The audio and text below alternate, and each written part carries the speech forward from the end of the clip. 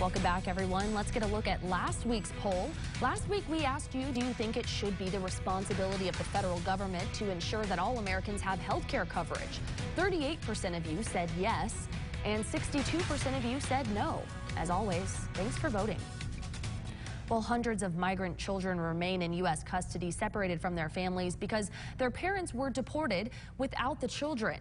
The Department of Homeland Security is having difficulty locating the parents, so government lawyers are suggesting immigrant advocacy groups use their private resources to find the families, since the government cannot. KMAC's Anna Wernicke reports the immigration advocates, though, are not happy with the suggestion, and they're pushing back.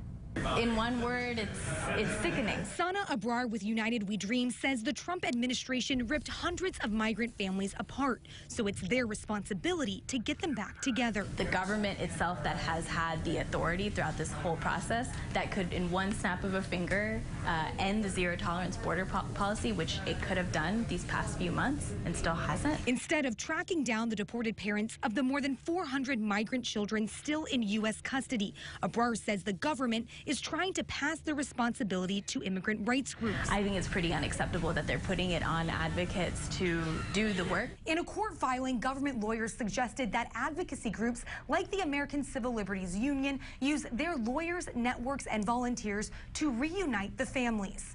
The ACLU fired back, saying the government must bear the ultimate burden of finding the parents, not private entities. But Tom Javits with the Center for American Progress isn't convinced the White House will follow through. I don't have any faith whatsoever in the Trump administration or in the people that are in charge of this policy to put these families back together at the end of the day. The White House has not released a reunification plan, but the judge ordered the administration to provide information on all the deported parents they are working to track down by August 10th. In Washington, I'm Anna Wernicke. Stick around. We're coming right back with a look at the week ahead.